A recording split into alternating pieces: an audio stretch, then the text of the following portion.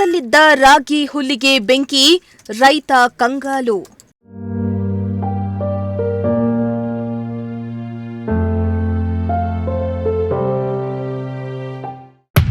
2 ಎಕರೆಯಲ್ಲಿ ಬೆಳೆದಿದ್ದ ರಾಗಿ ಹುಲ್ಲು ಬೆಂಕಿಗಾಹುತಿ.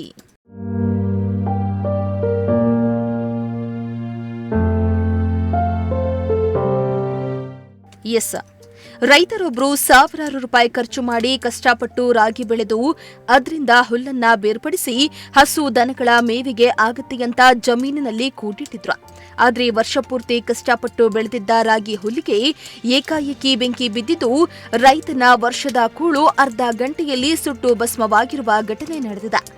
ಎಲ್ಲಿ ಅಂತೀರಾ? ಈ ಸ್ಟೋರಿಯನ್ನ ನೋಡಿ.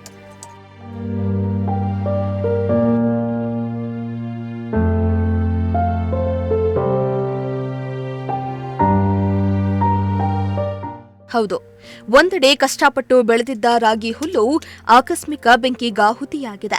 ಇತ್ತ ಹಸುಗಳ ವರ್ಷದ ಕೂಳು ಹಾಳಾಗಿದ್ದು ಮುಂದೆ ಏನ್ ಮಾಡೋದಂತ ಅಸಹಾಯಕತೆಯಿಂದ ನಿಂತಿರುವ ರೈತ. ಈ ಎಲ್ಲ ದೃಶ್ಯಗಳು ಕಂಡುಬಂದಿದ್ದು ಚಿಕ್ಕಬಳ್ಳಾಪುರ ತಾಲೂಕಿನ ಅರಸನಹಳ್ಳಿ ಗ್ರಾಮದಲ್ಲಿ. ಅರಸನಹಳ್ಳಿ ಗ್ರಾಮದ ಮಂಜುನಾಥ್ ಅವರಿಗೆ ಸೇರಿದ 2 ಎಕರೆ ಜಮೀನಿನಲ್ಲಿ ರಾಗಿಯನ್ನ ಬೆಳೆದಿದ್ರು.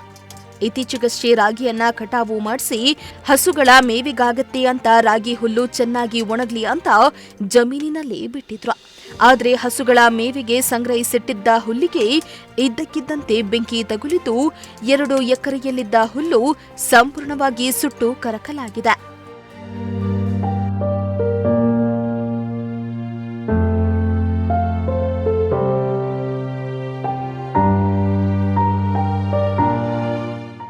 ಇನ್ನು ರೈತ ಮಂಜುನಾಥ್ ಮಾತನಾಡಿ, ಬೆಂಕಿ ಬಿದ್ದಿರುವ ಮಾಹಿತಿ ತಿಳಿಸಿದಂತೆ ಜಮೀನಿಗೆ ಹೋದೆ.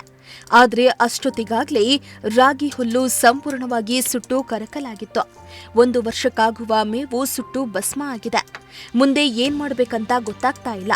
ಜಮೀನಿಗೆ ಬೆಂಕಿ ಹೇಗೆ ಬಿತ್ತು ಅಂತ ಇನ್ನೂ ಸ್ಪಷ್ಟ ಆಗಿಲ್ಲ. ಈ ಘಟನೆಯಿಂದ ರೈತನ ಕುಟುಂಬ ಆರ್ಥಿಕವಾಗಿ ಕಂಗಾಲಾಗಿದ್ದು ಹಸು ದನಗಳಿಗೆ ಮೇವು ಇಲ್ಲದಂತಾಗಿದೆ. ಇನ್ನು ರಾಗಿ ಬೆಳೆಯೇ ನಮಗೆ ಆಹಾರ ಮತ್ತು ಜೀವನಾಧಾರವಾಗಿದೆ ಎಂದು ತಮ್ಮ ಅಳಲನ್ನ ತೋಡ್ಕೊಂಡ್ರು. ನನ್ನ ಹೆಸರು ಮಂಜುನಾಥ್ ಅಂತ, ಅರಸನಹಳ್ಳಿ, ನಂದಿ ಹೋಬಳಿ, ಚಿಕ್ಕಬಳ್ಳಾಪುರ ತಾಲೂಕು, ಕುಪ್ಪಳ್ಳಿ ಗ್ರಾಮ ಪಂಚಾಯತಿ ವ್ಯಾಪ್ತಿಗೆ ಬರುತ್ತೆ. ಏನು ಮೊನ್ನೆ ಆಕಸ್ಮಿಕವಾಗಿ ನಮ್ಮದು ಒಂದು 2 ಎಕರೆ ಬೈಲಲ್ಲಿ ಬೆಂಕಿ ಹತ್ಕೊಂಡು ರಾಗಿ ಹೊಲ ಇತ್ತು. ಹೊಲ ಎಲ್ಲ ಕಟಾವು ಮಾಡಿದ್ವಿ, ರಾಗಿ ತೆಗೆದಿದ್ವಿ. ಹುಲ್ಲೆಲ್ಲ ಒಣಗಲಿ, ಕಟ್ಟೆಗಳು ಕಟ್ಟೋಣ ಅಂತಂದೇಳಿ ಬಿಟ್ಟಿದ್ವಿ. ಚೆನ್ನಾಗಿ ಬಿಸಿಲಿಗೆ ಡ್ರೈ ಆಗಲಿ ಅಂತ. ಸ್ವಲ್ಪ ಮೋಡ ಇದ್ದಿದ್ದಕ್ಕೆ ಕಟ್ಟಬೇಕಾಗಿತ್ತು. ನೆನ್ನೆ ಮೊನ್ನೆ ಎಲ್ಲ ಕಟ್ಟೆಗಳು ಕಟ್ಟಬೇಕಾಗಿತ್ತು. ಆದರೆ ಯಾರೋ ಆಕಸ್ಮಿಕವಾಗಿ ಬೆಂಕಿ ಇಟ್ಟು ಏನು ಹೊಲದಲ್ಲಿ ಹುಲ್ಲು ಒಣಗಿತ್ತು, ಕಂಪ್ಲೀಟ್ ಪೂರ್ತಿ 2 ಎಕರೆ ಹುಲ್ಲೂ ಬೆಂಕಿಗೆ ಅನಾಹುತ ಆಗಿ ಅಗ್ನಿ ಅವಘಡಗಾಗಿ ಇದಾಗಿದೆ. ಅದು ಸುಮಾರು ದನಕರುಗಳಿಗೆ 1 ವರ್ಷಕ್ಕಾಗಷ್ಟು ಮೇವಿತ್ತು. ಒಂದು 2 ಎಕರೆ ಬೈಲು ಒಂದು 50-60 ಸಾವಿರ ರೂಪಾಯಿ ಮೇಲೆ ಇನ್ವೆಸ್ಟ್ ಮಾಡಿ ಕೂಲಿಯವರು ಈ ಡಿಮ್ಯಾಂಡ್ ಬರಗಾಲದಲ್ಲಿ ಎಲ್ಲ ಇದು ಮಾಡಿಸಿ ಬೆಳೆದಿದ್ವಿ.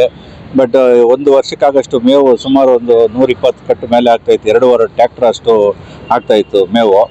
ಎಲ್ಲನೂ ಸುಟ್ಟು ಭಸ್ಮ ಆಗೋಗ್ಬಿಟ್ಟಿದೆ, ಬೂದಿ ಆಗೋಗ್ಬಿಟ್ಟಿದೆ. ಈಗ ಮುಂದಿನ ದಿನಗಳಲ್ಲಿ ಏನು ನಮ್ಮ ದನಕರುಗಳಿಗೆ 1 ವರ್ಷದ ಮಟ್ಟಿಗೆ ಮೇವು ಇಲ್ದಿರಾಗಿದೆ. ಅದಕ್ಕೋಸ್ಕರ ನಾನು ಏನು ಈ ಸಂಬಂಧಪಟ್ಟ ಅಧಿಕಾರಿಗಳಿಗೆ